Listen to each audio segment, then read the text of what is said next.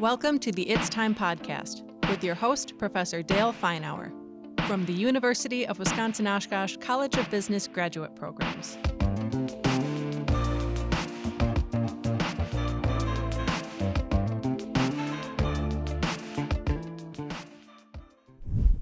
Welcome to another It's Time podcast, offering of the UW-Oshkosh College of Business Graduate Programs. I'm your host, Dale Feinauer. Once again, we're here at A.J. Armstrong Studios to help throw a little more fuel on the fire of your desire to enhance your leadership capabilities. Really excited for today, because today we are not only at A.J. Armstrong Studios, but we have with us A.J. Armstrong, live and in person. There really is such an individual.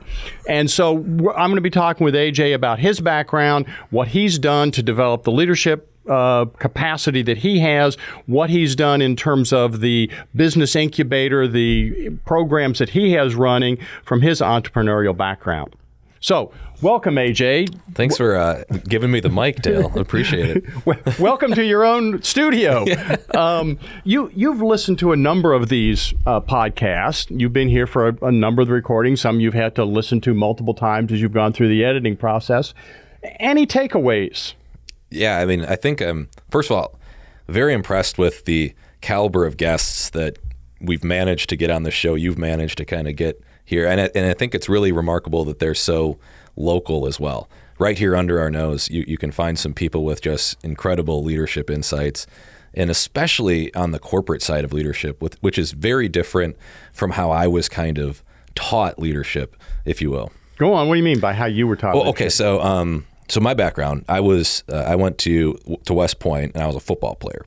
So growing up, my experience with leadership was sports related. It was always, because I mean, and sports was very black and white. There was a score you could keep. There was another player you were always trying to beat. There were and you were a stats linebacker, points. So there was like, did they make yards or not? Yeah, so I had anger problems, right? But yeah, so it was very objective what you needed to do to win. And that was like kind of my first experience with leadership. I think I was a natural leader in high school, but I wasn't necessarily good. I think I was so competitive, and it was more toxic, I think, than good when I was the captain of the football team. But then when I went to West Point, you saw the military side of leadership, with which, like sports, the stakes were very high, right? You're being taught by people that it's life or death. Is how they teach you to and it is alive. life or death. It is life or death. I mean, there is calculations that are going on at the Pentagon that X amount of people will die to achieve X outcome. And how do you send that news down? And that is a very different perspective, I think, than what I learned in the Oshkosh MBA, which was more of how to work with people in their day-to-day jobs. Interesting. So when you say that maybe the first leadership experience you had was toxic, what did you mean by toxic? Talk about that. Well, I think I let my emotions control. I mean, somebody would beef up a play or whatever, and you'd grab them by the throat and chew them out, right? That probably wasn't effective. I mean, someone tells you, hey, you fumbled the ball. You don't need someone to tell you, don't do that. You kind of get it, right? And I think it was those types yelling of things. at him for that wasn't helpful. Yeah, it wasn't helpful. There wasn't anything there. There wasn't any rebuilding. I think it made the team resent me in a lot of ways, probably, that I regret looking back on. Okay. So how has that impacted how you lead now? Well, I think you got to keep your emotions. I think somebody once told me, you want to observe your emotions. You don't want to react to your emotions. Observe your emotions. Go on. Let yourself know that you're angry, which is good, but you don't necessarily wrath out on somebody, right? But you're upset. Let someone know that like when you're sad or when you're excited, but observe them and then allow them to kind of process through. And I think this is what you call, and I've heard you use the word, self-management, right? Yes. So it's managing your own emotions, being aware of them, but not letting them necessarily dominate the situation. Okay, I'm angry. Okay, I'm going to use that, or I'm going to not use that, and I'll adopt some other approach because that's what's useful. Exactly, yeah. Okay. So that's kind of what I learned, looking back, is not just being the hot-headed linebacker. Just because you're the best player on the team doesn't necessarily mean you're the best leader or that what you're doing is productive and good for the team. So being the best player, so being really technically good, at being a linebacker or being an accountant or being a marketing person doesn't necessarily make you a great leader. Doesn't necessarily make you a great leader, but this is, I think, what I wanted to talk about a little bit today. Go on. So when I was a plebe at West Point, there was a brief that we had a Medal of Honor winner. His name was Paul Buddy Buca. So you can look this guy up. He has a fantastic story. And someone once, he was telling the story about how someone asked him out of the blue on a totally different topic he was speaking about, what are your tenets of leadership? And it caught him off guard. And they said, we did that on purpose because we wanted to get it from your heart. And he said, humility, competence, confidence, and compassion.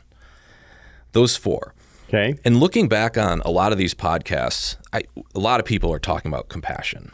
A lot of people talk about humility. I think Jim talked a lot about how powerful it is to have, to be seeking, to be trying to get feedback, to be grounded. Fantastic stuff. But what everybody assumes in is the competence, which is very interesting to me. Go on. Because if you have a certain level of competence, I think you can hit a baseline level of leadership. And if you're completely incompetent, it can certainly hurt you in a situation in a lot of different roles and responsibilities. So there's a competence that the leader needs to have in the basic blocking and tackling of the whatever they're leading in, and they need to understand some of those basics. I think so, yeah. And I think it gets assumed. Most people don't work their way up through a company unless they're extremely good at whatever they started their position at, right? Where they were really, I think companies do this to a fault in some ways, but like a really good engineer will get promoted to a senior engineer. Then all of a sudden they're a leader of engineers. Well, that's where the issue starts to happen. But they wouldn't have ever gotten the opportunity to be there if they weren't somewhat competent in what they were doing. But the skills that make you a great engineer may not be skills that make you a great leader. Exactly. Think of this another way. Is there some assumed competence on the part of the followers that you can focus on empathy and compassion, those things, if your followers are relatively competent at their job? But if they're not competent, then you need to focus on other things because you need to focus on skill development, that kind of thing? Yeah, I mean, well, what's the goal really that we're trying to do, right? So we lose, a company most of the time, the goal is to make a profit. And this is why sports and the military were different. I mean, if you look at the classics, the John Woodens, Vince Lombardi, Mike Krzyzewski, they're really pushing to win. I mean, that's still kind of the front of mind for most people. Right. And then the results of understanding, being compassionate, having empathy allow you to win. So the goal doesn't change. And if we can keep pushing the winning perspective, and it comes back to the question that you kept asking on this show, is the boots versus socks, right? Right. The hill versus socks, right? In the military, do you take the hill or do you worry about making sure everybody has dry socks? And I think that there's a huge need to make sure that we still need to take the hill or we die. Right? And that's the difference, is the stakes are so much higher in a military setting like that, where at the end of the day in a company, a lot of times, if you wanted to go in that intense, people are like, well, this is just a job. I just come here 9 to 5. And if we don't make $5,000 at the end of the day, what does it matter to me? And it's a totally different genre, I think, of leadership. Fascinating. As you think about the military, again, in terms of this empathy, et cetera, it strikes me that the first part of many military experiences is far from being empathetic. If you think of boot camp, those folks are not focused on dry socks. I mean, right? And I think that there's a distinction. If you look at the definition of the word empathy versus the definition of the word compassion, they're different. Empathy would be feeling what you feel. Compassion would be feeling what you feel to get to a result, right? So think of spanking a child. Okay.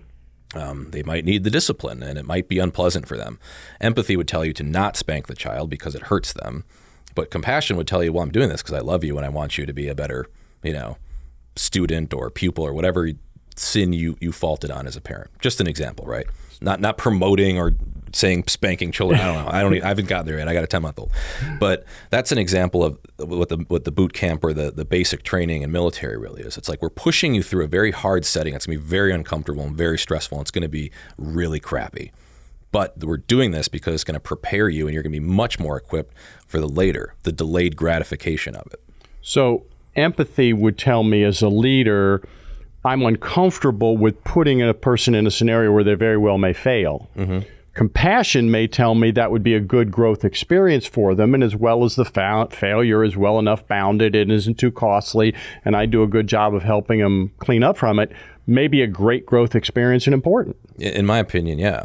Because I think that it's okay to put like a coach, right, might run someone until they pass out. Well, empathy would be like, I'm the coach. I'm not going to want to pass out and run. But sometimes that's necessary. I think, you see the movie Miracle and the scene with Kurt Russell, and he's making them do the line drills up and down the rink until they're starting to fall apart and pass out. Why is he doing that? Well, he's doing that because there's a bigger lesson in mind, because they're going to win this game by having the endurance and the stamina to be able to beat the Russians. I think that same logic kind of applies in military setting and some of these more old school styles of leadership. And I think that's what was interesting, is to look at what are the benefits of the progressive new ideas and what's the good ideas from tradition, and how do we make the best of both worlds. I think sports in the military, you see a really nice balance of that. And is it fair to say that, from your perspective, I'm thinking I'm agreeing with this, that historically we put way too much focus on shut up, do as you're told, and not a lot of focus on empathy and involvement. But now we may have swung too far. Pendulums tend to swing too far. And now we're very focused on empathy and engagement and empowerment. And people aren't willing enough to focus on, hey, but we got to get the outcome. We gotta achieve this answer. Right. Your paycheck is coming from us winning. And your paycheck is going to get bigger, and the things that you care about, that I care about, that we want to do, we want to spend money on training you, we want to spend money on growing you, we want to spend money on allowing you to increase your salary so you can go hang out with your kids and get time off. Well, that comes when you can keep winning as an organization. So keeping that front of mind is still important. So if you can, exactly to your point, if we can find what that sweet spot is of making sure that winning is essential, but that we're doing it in such a way that we're taking care of each other.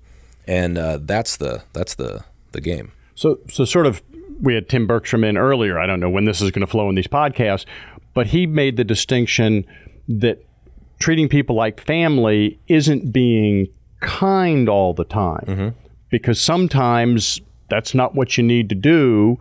You're compassionate, but you have certain expectations. We need to have this car done because this is when we promised it to the customer, 3:00.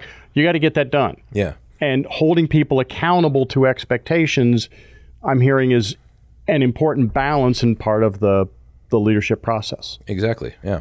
So I think that's kind of the old school that works well, is this need for winning, this need for results. Because if you can't get results, nothing happens. And then the new school, I think, side of it is that, well, these are still people, and I think that there's more. There's better ways to get these results by taking care of each other. It's kind of like we could run you into the ground if you're working out, but if you don't have a rest day, you're not going to do very well, right? Right. And that's kind of the same way I look at the boots and socks. It's like, well, you don't need to rest every day. You don't need to rest maybe as long as you think. Maybe, I know people that train at the gym 5 to 6 times a week and rest 1 time a day. Maybe we could do that as a company. I don't know, but it's looking at it with what's the most amount of rest that's the optimal point. And we're not just doing this. This isn't something that's just we can hang out and chill and do whatever we want. But does this vary based on the situation, on the employee? That you've got a long-term employee who's worked with you for a number of years, they're technically good, they're highly motivated, that you lean a little more to the empathy, compassion, not holding to expectations, because you know they're going to meet it, because they're as engaged as you are. They got as much ownership on the outcome as you do. Where a new or another employee, you might swing a little bit more to the outcome focus. I mean, yeah, I think, and Brian Brandt, so whatever order this comes out in, but he talked a lot about knowing people, personally, individually, and being able to understand what their kind of internal motives are, their situation, how they respond to feedback. Do they respond better with kind of a shoulder to cry on and an arm around them, or do they respond better at, a kick in the butt, right? Right. And I think that that's absolutely a personal, individual, case-by-case situation. So you got to know your people. You got to have some empathy for what they're feeling, but this doesn't always translate into, okay, you do whatever they want, you're just being kind, you're just making them warm and fuzzy. And let's take it to the extreme, right? What if there's someone that just always needs, there's always something going on, they always need a shoulder to cry on? I mean, at what point do you say, you're not getting the job done anymore, right? I mean, do we think about this? Like, at what point is it like, well, it's all about me? And it becomes like a victim mentality versus well, you have a situation that we need to talk to. That's a big, I mean, that happens, right? Podcast 1, dead wood. No kidding, right? At some point, and I think you're right. Many folks struggle with the concept of accepting that at this point in time, the thing to do is to cut this person loose. Mm-hmm. That they're not going to work out, and so it's time to let them go. I think a lot of managers, they view that as a personal failure. There are no bad employees, there are only badly managed employees. Right. And I think as an entrepreneur who's dealing in a micro business right now, like, which is what I'm doing, could you afford to have deadwood? Could you even afford to have a moderate employee? I mean, you're lucky to have employees at all when you're a small business, because their wages are usually 50 to 60% of your income statement, right? Is the expense. So now if you've got 3 people and 2 of them are deadwood, well, that's a huge percentage of your income statement that's going to nothing. And so what if you applied that same reasoning and rationale to a larger company? Well, a lot of times larger companies have the benefit of being able to sneak under the radar if you're kind of this dead wood, or you can kind of pull off sending a few emails for the day and calling it a work day, right? So I think that's like, it's interesting what if we were a micro company? What if we couldn't afford, this kind of person? Well, and I've heard that from some of the entrepreneurial leaders. Amazon, we need to treat this as if we were still a young, hungry, barely able to survive organization. If we get comfortable, we're in trouble. And you've heard the old adage before too, which is, if this was your money, would you keep paying this person, right? I don't know if I agree with that philosophy entirely, but it makes you think, right? Is this person achieving a result that is in line with what I need? I sometimes think of it as, what's the probability? You got employee X, they're not making it happen. They're not contributing now. Mm-hmm. Okay, I could invest in coach and development. Well, how much do I invest in coach and development? Partially depends on what do I think the odds are that I can turn them around. Mm-hmm. So what I'll sometimes ask a CEO, what are the odds? I'll bet you $100,000 straight up a year from now they're not going to be able to be profitable in the organization. Would you take that bet? Would you bet that you think you can turn them around? And if they say no, straight up bet, I give them 2 to 1, 3 to 1, 5 to 1 odds. And often they'll be at 5, 6, 7, 8 to 1. And they're still saying, no, I wouldn't take the bet. I don't think there's a 1 in 8 shot we can turn them around. Yeah. And then I'm like, well, okay, then you fire them. Well, do you think that there's no return on investment? Probably success is too low. And I don't know. I mean, has the pendulum swung too far in the we can out train anything? We can train and coach anybody, right? I think it's in some organizations, yes. I think maybe the pressure should fall back on more strict hiring or more strategic in such a way, right? Longer trial periods, internships, make them a contractor for a while. You get to know someone a lot more after they've been at the company past 6 months, right? Oh, absolutely. The recruitment process is tough. It's been described as potential employee comes and lies to you about who they are. You lie about what a great place this would be to work, and then you're surprised it doesn't work out. Well, if we got 2 liars going on, no, we're not going to be very successful. What about the concept that it's okay to tell an employee, I want you to do X, and the reason why in this particular case is because I said so, period. I'm not going any further. It strikes me that's okay. Yeah, and I think certain personalities would respond very well to that. Certain personalities will not respond well at all. If I'm told that, that's going to be very hard for me because I'm trying to play chess all the time. I'm thinking 7, 8 moves ahead. If I'm just told to move rock from point A to point B, I'm going to be sitting there kicking myself the whole time. Why are we doing this? Why are we doing this? And if I knew why, I could. Then the right. Second option happens. Well, I can either agree with why or now disagree with why. I'm a unique case. There's a lot of people that are fantastic at just tell me what to do and I'll execute. Most people, external locus of control, they would do it. Are there circumstances, even with a person like you, we're given the nature of the job and the reality. Look, AJ, I know you'd love to understand why. I can't tell you. I don't have time. There's things I'm not allowed to divulge to you. For some reason, I just need you to do this. Trust me. I think you kind of have to have that if you want to stay employed a while. You know what I mean? I mean, you have to have some level of obedience. You have to be able to be a team player enough to take a hit for the team, right? I mean, think about going back to schoolwork. And there's always the kid that, when am I ever going to use algebra the rest of my life? And sometimes never. Yep. But if you want to graduate, you've got to take algebra. Yep. I did a bunch of calculus in college that I'm not real sure where I've applied. Yeah, and sometimes, I mean, like what I do, I use it all the time. But it just depends on. But if you want to graduate, this is what has to happen. If you want to stay employed here, we still got to do some stuff because they might know something that I don't. I hope so. Right? Right. And I don't know everything, but I'm one of those personalities where I want to figure out what are we doing, why, and if I buy into it, then I'm in.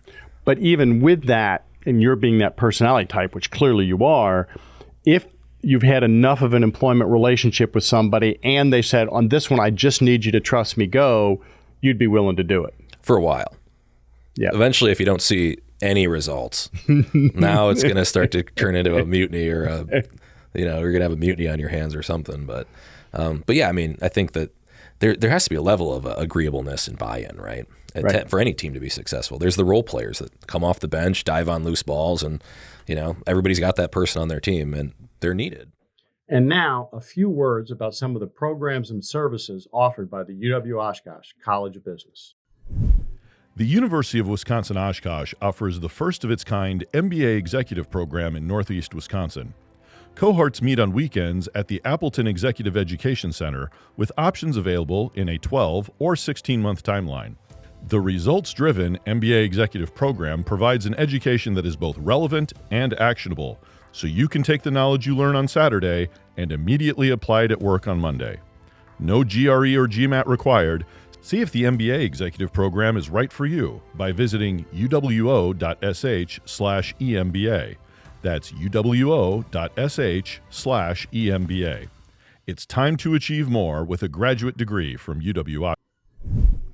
Now, we've interviewed a bunch of folks. Some may be exceptions to this, but by and large, these are the old gray-haired guys. Mm-hmm. I will not talk about the women guests about whether they're gray-haired ladies or not. But these are you're significantly younger than most of the guests we've had. Mm-hmm. How has that influenced? How's that impacted the challenges you've had as a leader? Because you're not. I have kids your age. Yeah, on one hand, I don't know what I don't know.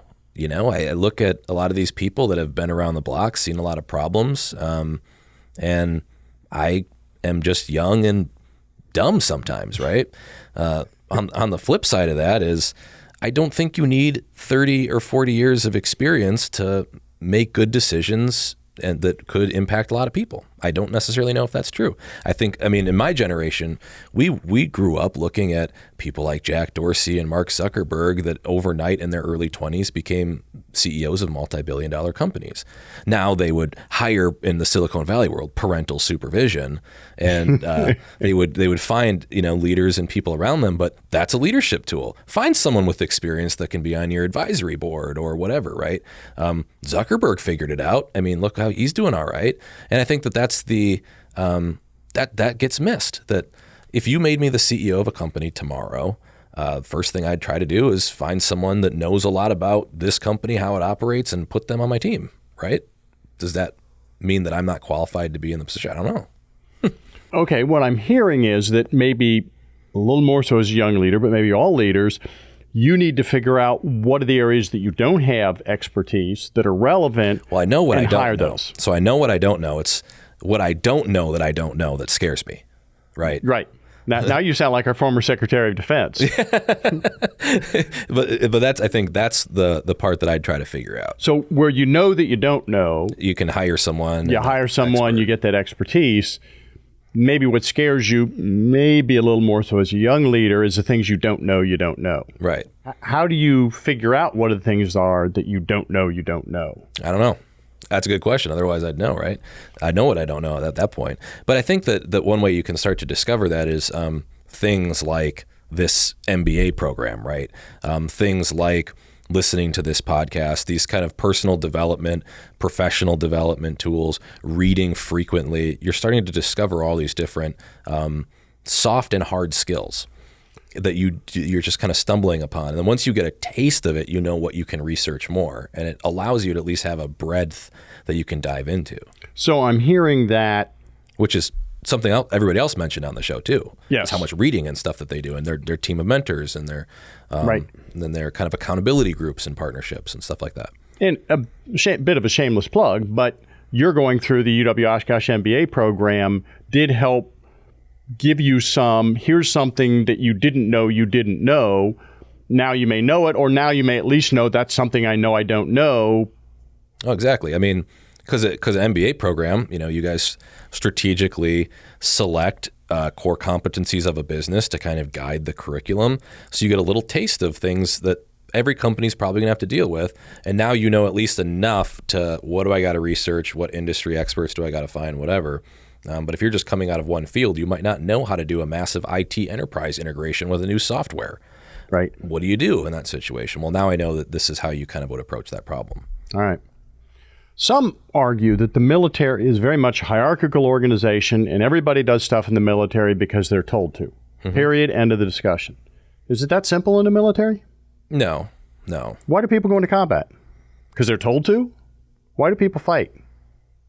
Well, there's a mission, right? And I think that there's a mission statement too. And I think that the underlying values of what they decided to enlist or decided to commission represents. And I think that if you can tie that at some point I could die doing this back to I'm dying for this, that's justified to people. And they're dying for the mission. They're dying for the cause. For the cause. Mm-hmm. How important is... There's many examples, other than the military, that you would probably die for a cause, right?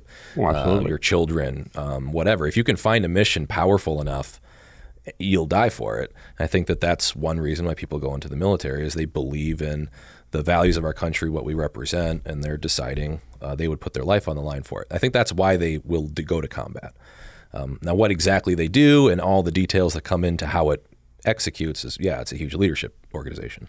How important is the balance between the big, and I don't mean lofty in any negative sense, but the bigger picture, I believe in our country, I believe in democracy, I believe in et cetera, versus I believe in my team.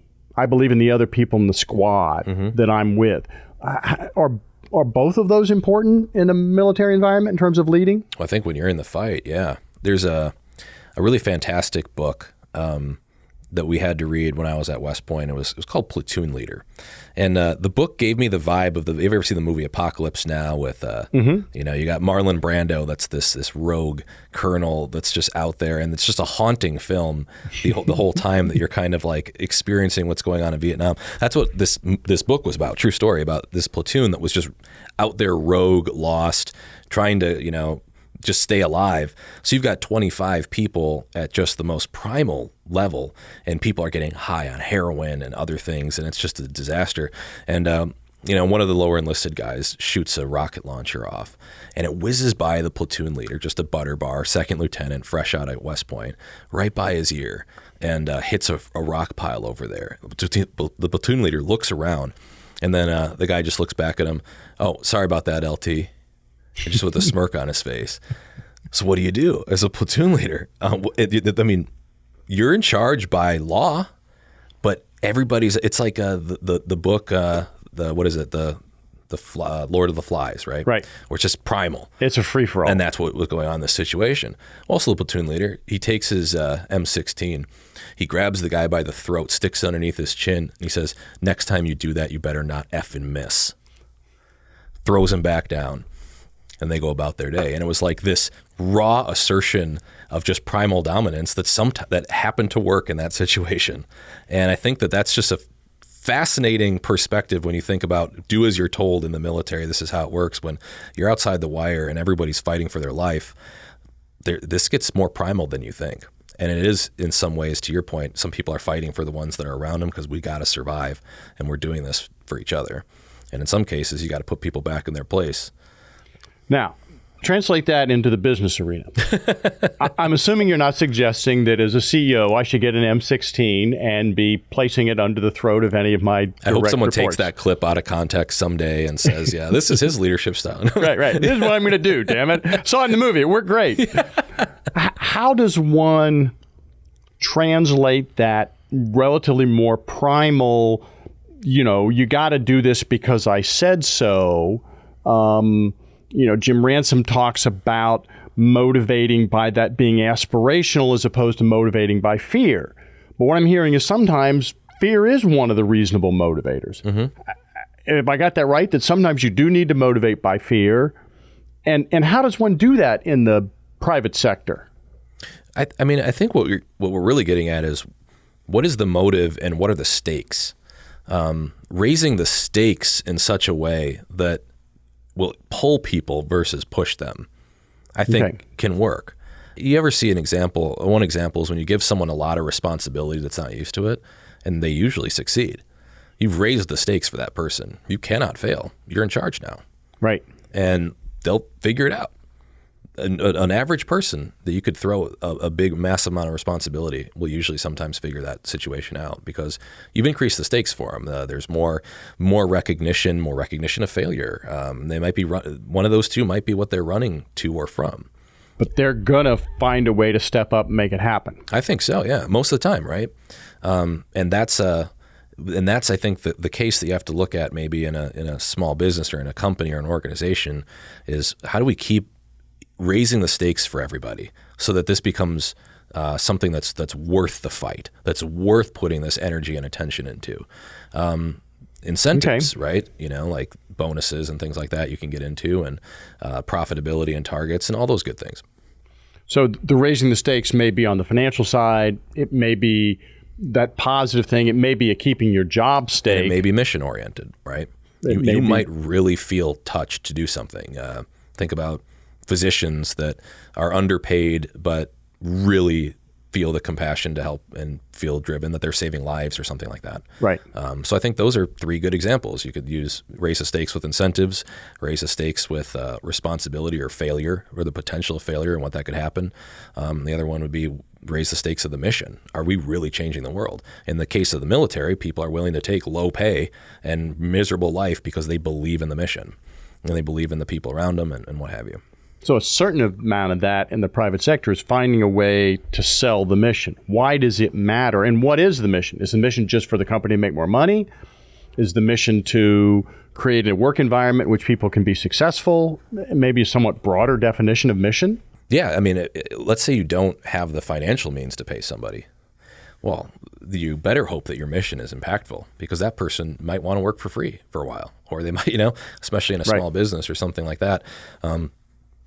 I could share a couple examples with local companies, but I don't know if I want to call anybody out. No, I don't call anybody out. But yeah, but I think that you'll see that there's certain companies in the area that have bigger missions that are more easily identified, but the pay will also be proportional to the size of the mission. So their pay will be lower. They'll have a bit more impactful mission that they can tell their friends, family, this is what I do. It happens in the not-for-profit arena. And that feels fantastic, right? And then there's other companies that their mission's like, hey, I just kind of make widgets. It's nothing really sexy about this, but their pay's pretty good. And I think that that's an example of maybe how you can raise the stakes for people. Okay, to help them see what that mission is, that kind of thing. Yeah. Talk a little bit about your shop here. What do you do here? What have you got going? I don't know how to describe it. I think you describe it better than I do. It's the venture project. The idea was we saw a lot of talented kids actually coming out of University of Wisconsin-Oshkosh, out of the business school, the undergrads, and they would try to start businesses. But when they'd have these great ideas and they'd leave, they kept going to Madison, Milwaukee, Chicago, and they wouldn't be around here because they didn't see that there was an entrepreneurial support community. And I think personally that entrepreneurship is the backbone of the nature of capitalism. I think it's what keeps larger companies in check. And likewise, I think it's what creates jobs. It's what creates opportunities. It's by definition, I think, the nature of America. And I think that we've swung big business pretty far over the last, I'd say, 30 to 50 years. And I think that we need to find ways to encourage more entrepreneurship. And this is my way of trying to do that, as I see a problem in our community of either a lack of entrepreneurship or people afraid to do it because they don't have the group of support around them. So that was how the venture project started, was to be that kind of support network. And it turned into a co-working space where people can rent offices, and then an incubator where we do some consulting work to help people get off the ground, whether it's financial or motivational or whatever it might be. Or connecting with. Or, brokering relationships with other mentors in the community, whatever. To make that happen. How's it going? Better than I thought. Yeah. I thought it was going to be more of a passion project at first, and it's really taken a lot of my time, and it's becoming a really great opportunity. I mean, we've had several dozen different entrepreneurs come through our programs. We have 54 members, just a part of our community now, in all different types of industries, which is fantastic for an ADHD person like me, that I can just kind of get a little taste of the business and help them for a while and then jump into a totally different industry and a totally different subject matter. So as an ADHD person, I assume you're not going to just be doing this the rest of your life. What's next for AJ? I don't know. Make movies. That'd be pretty cool. Yeah. I don't know, but who knows? I have a lot of things going on all the time. I think I told you this, which was my way of coping with my ADHD nature, is to start working on project A and then have project B going simultaneously. So when I get sick of A, I jump to B, work on B. And when I get sick of B, I go back and forth. Right? So you go work on writing in the book, and then you're bored with writing the book. Now you go do something for the venture project. Right. And then eventually you finish project A and B in the same amount of time it took a normal person to do A. You're just bouncing between them. Yeah. So that's kind of been my philosophy in life, but I probably have more like 6 or 7 projects going on. So, I don't know. I like looking for opportunity. I'm very optimistic, I think, when I look at businesses. I see the potential, and then I try to be critical of where people place their resources, time, energy, money. And especially as a startup or a small business, you usually only have 1 or 2 of those. So be very careful where you put them. And you would consider yourself an optimistic person? I think so, yeah. Probably to a fault. I have probably the highest risk tolerance you can have as a person. So it's a little different getting advice from me than let's try it. Go do it. If we fall in and start drowning, we'll figure it out. Yeah, there was a quote from a kid's book. I can't remember it exactly. I've never done that before, so I'm sure I should be able to do it. Which I think is a fascinating line. Well, remember back to Buddy Buca, right? He says confidence, competence, humility, and compassion, right? But confidence, right? When you can start to believe in yourself in such a way, you're not necessarily afraid of the circumstances anymore. Because I'm not sure what the world's going to throw at me, but I'm pretty confident I'll be able to handle it. I have a good track record of dealing with stressful situations or challenging situations. I'm not afraid of another one that might be blind to me, which is, I think, maybe another way of answering your question of what do you do about what I don't know. It's like, well, you improve your confidence so you can face that dragon with your shield and your sword. So when it jumps up, it's like, all right, didn't see that coming. But let's roll. Let's figure out what's next. Yeah. Okay. Fascinating. As you think about being a leader, what have you learned over the last few years? Well, I've learned I kind of gravitated towards a lot of the leadership styles we talked about in EMBA and on this podcast, which was delegating, surrounding yourself with a good team, and things like that. I think I swung too far that way. And I found out that I had gaps in technical understanding of certain topics. And I would also avoid technical things because I didn't need to know them. I could either hire or put something there. Right. And I found out that it's better to know some of these technical things because now you can hire better or whatever. And I look at that as the best leader would know both, right? They'll have all the information. Well, there's no need for a decision maker if you have all the information. It's just black or white an answer. So if you can find a ton of that information or know technical skills and things like that, it's just another weapon you can use. So I I would say, if I could talk to myself when I was younger, don't be afraid to get technical. Don't be afraid to be hungry for some of the technical understanding and knowledge of how things work and how this product that you might make. CEO says, well, widgets are widgets. I'll jump into, learn exactly how the business works and what every little detail goes into these things, because it'll help, I think, in the grand scheme of things. Okay. And now a few words about some of the programs and services offered by the UW-Oshkosh College of Business. The University of Wisconsin-Oshkosh Master of Business Administration program is powerfully positioned to help you advance your career. Join a strong network of more than 3,700 UWO MBA alumni in the Fox Valley and beyond, and take pride in earning a quality business degree from an AACSB accredited institution. Courses are led by award-winning faculty and industry experts, helping you develop personally and professionally during your time here. Take the first step toward an MBA by visiting uwo.sh/MBA to see all that UW-Oshkosh has to offer.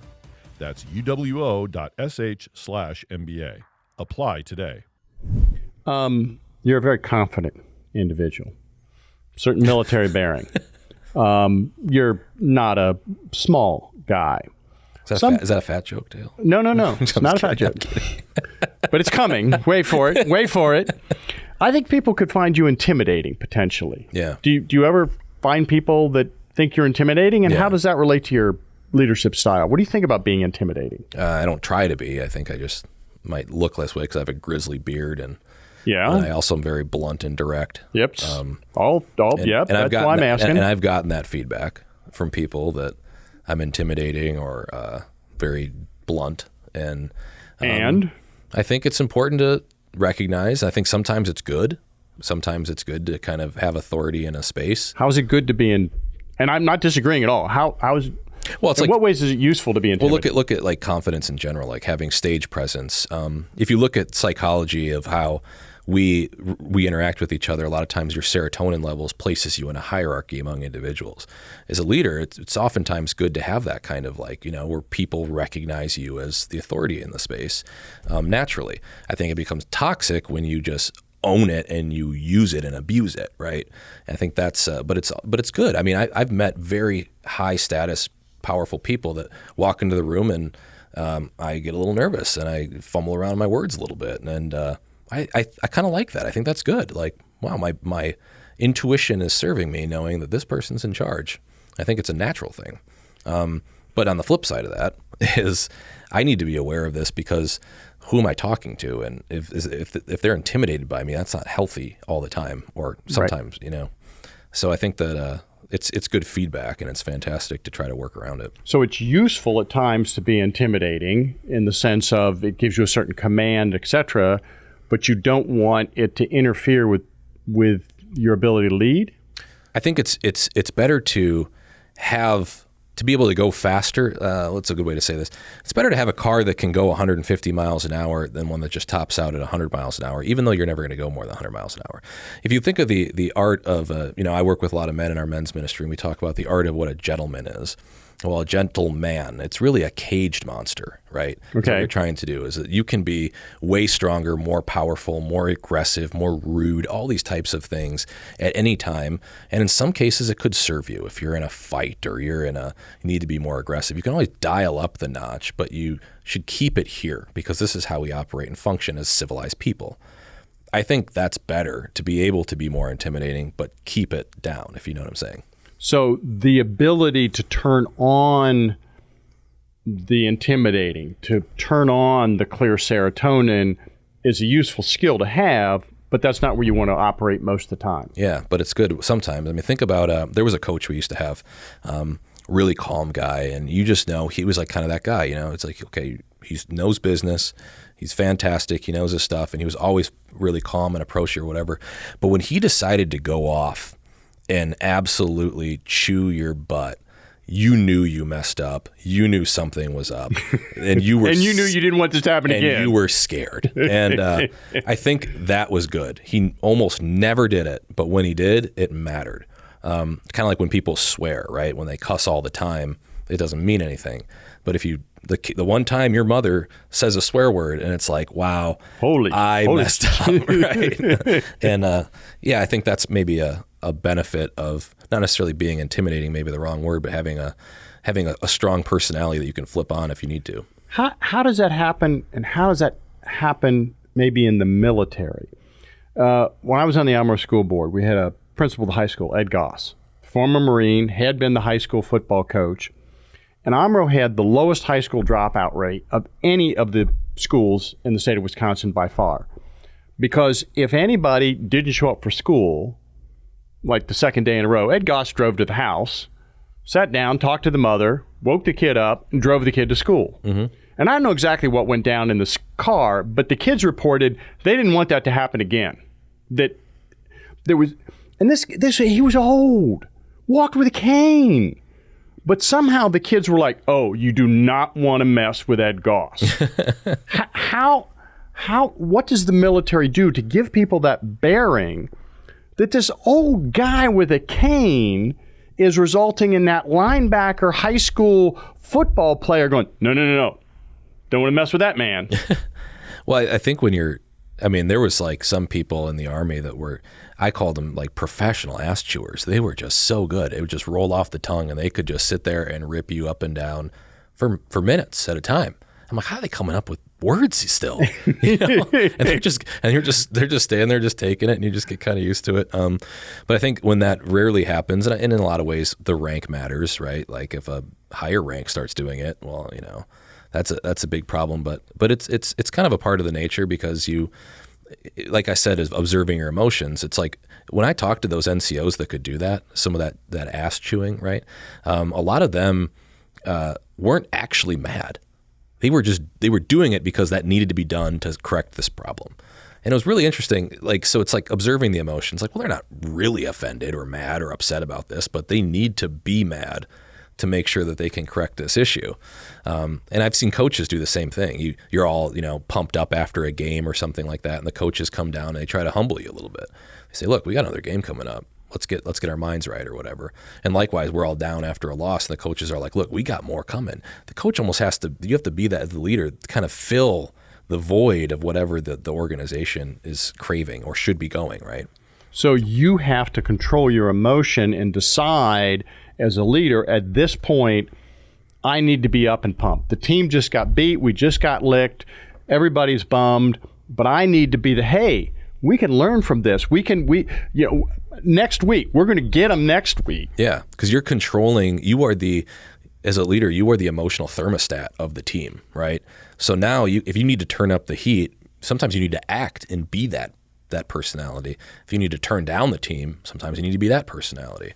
And you make that as a conscious decision, regardless of how you're feeling. Yeah, I think there's an authentic level to, if you're really mad, and sometimes that comes out, and I think that's okay to be authentic, but a lot of the times you want to be aware of that kind of emotional thermostat. And I'm going to be frustrated, and I'm going to sound very mad because that's what the organization calls for now. Exactly. But if you're just angry and you're angry, is that going to be helpful to just chew people out? No, that's just toxic. And I think that's the difference between observing emotions and reacting to emotions. And I think the same is true with the compassionate side of things, right? So we talked about like kind of how you can dial up, your intimidation, if you will, right? And dial it back. Or dial it back. Well, if you see someone's really intimidating, but then they also put their arm around you and give you a hug, and it's like, this must really mean something too. Right. They really care about me. And it's like, and if you have a really quiet, good conversation and you're really reserved, it's like, I know this person's trying really hard to be, to really care about this. And I think it matters as well. And as a leader and as a parent, and I realize that you're a relatively newer parent, how do you decide which of those it is? How do you decide that for this moment, this is the time I'm supposed to hug my kid and tell him, look, it's going to be okay, or now's the time I'm supposed to give him a kick in the ass and a chewing, I'm not literally a kick in the ass, but a chewing that, hey, you screwed up. How do you decide with a subordinate which of those you do?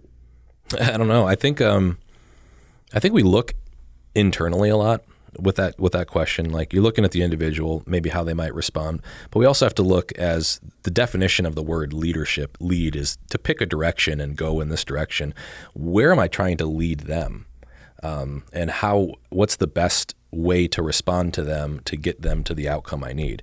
If they are just like dull as a light bulb all the time at work, maybe they do need some motivation to kind of pull them to where they got to go. Damn it, get with the program. Instead of just like, oh, they're dull as a light bulb, I'm just going to speak to them in such a way that they can understand and hear me. It's like, well, that's kind of the COO looking in, right? And then there's the CEO looking out. And I think as the leader, you got to be able to look in and then look out, and you're the link between the both of them. So you're literally, what do I need to do to kind of pull you along? And then also, where do I got to send you? And which of those you're doing depends on the situations and depends on the individual. Yeah, and it depends on it depends on everything. What information am I going to give them? What emotions am I going to try to communicate through my body language and my discussions? What am I going to say to them? All those things. And it takes knowing them, and it takes knowing where you're going to go. Not just knowing them, but knowing where you're going to go. Because I hear a lot of discussion around knowing your people. Yeah, exactly. Okay. We also got to know where we're going, because otherwise we can't finish the job. We got to know where we're going. We got to know the mission. Exactly. And so in this interaction with an individual, you're looking at the mission as well as the individual needs, and the nature of the mission might influence whether this is more of a ass chew or more of a arm on the shoulder and it's okay. Exactly. Yeah. You're the link between the two, right? So you're looking out and saying, hey, we really cannot allow this to happen again. Because the consequences for the organization, terrible. We're trying to move in this new direction. This is just not with the program. All right, this may be a much bigger deal that I've got to pull out the intimidating to make a point about the importance of this. Sure. Or if there's a tight timeline or something like that, it's like, we don't have time for this. Like, let's save our emotions for a different time or whatever. All those things, right? We're going to play into it. Totally matters where you're going. Thoughts, recommendations. You're a young leader who's clearly been very successful. You've gotten through West Point. You were successful on the football team. You've gotten your MBA. You're running an organization. You've started a family. How do you take care of yourself? How do you make sure there's enough time for AJ, for your physical, mental well-being? Well, thank you for the compliment, Dale. I'd say two things. The first one is no matter what, I learned this at West Point, no matter how much stuff you have to do, get 8 hours of sleep or more. Whatever I figured out. Tell me about you told me a story about as a member of the football team, how that played at West Point. Well, we had a really new school coach, new school, and he got fired because he kept losing. So part of my, impression of this, right? And he was all about, we're going to outsleep the other team. And I was like, all right. Right. And we're going to outsleep the other team. I'm like, oh, whatever. I'm a freaking freshman and I love sleep. So, and at West Point, a lot of people didn't get a lot of sleep. No, I mean, you're coming into this expecting to get hours of sleep every night. And the only time you sleep is Christmas break and spring break, right? So coach says, no, 9.5 hours of sleep. And so I figured out that if I would drop whatever I was doing at about 9:30 at night and then wake up at 6:30, I could figure out how to get more homework done in the 15 minutes before class than I would have an hour the night before. Because you were rested. Because I'm rested and fresh. And I remember there was kids with just ACT scores, all this stuff, way more successful than me. And I'm on the dean's list first semester, and I'm doing half of the homework because it's impossible. The dean says 2 hours of homework per 45 minutes of class. That was the rule. And we're doing the math. We're like, okay, this isn't even possible in a day. There just aren't enough hours. And that's the dean's standard. So all the kids are freaking out. Well, I got to do all the readings and stuff. I'm like, you don't have to do all the readings. Go to the summaries, look at the freaking key points, write those down. And I can also look in the first sentence of every paragraph is also a topic. You learn how to speed read and you move. And then when you're fresh, you can remember it. And these kids weren't fresh. They were all, hours. So they were all failing out and things like that first semester. All sleep deprived. Yeah, kids they chose this over Harvard or MIT or whatever. And here I am, just a dumb football jock. Just kind of but well rested, sleeping away, right? But the point was that when you're well rested and you have high mental coherence, you can achieve way more throughout the day. And I've carried that with me. So you make damn sure you get your sleep. Absolutely. And my wife hates it because she wants me to be like Pa from Little House on the Prairie, where he's just the Superman of all things and never sleeps and does everything. And I'm like, I can do anything if you get me 9 hours of sleep, you know? So that's the first one. And the second one is I try to at least weight train or do some kind of physical activity 3 to 4 times a week. So Matthew McConaughey said this on a podcast. When you work out and break a sweat every single day, all the problems that are laterally get stacked up in front of you, and then you can start facing them one at a time. Because you're taking them off. That's interesting. And I that's the best way I think of describing working out, you know, at the beginning of the day when you got a lot going on. Because it puts your problems in a row as opposed to having them just surround you. Yeah. And I don't know what the science is behind it, but that seems absolutely true in my opinion.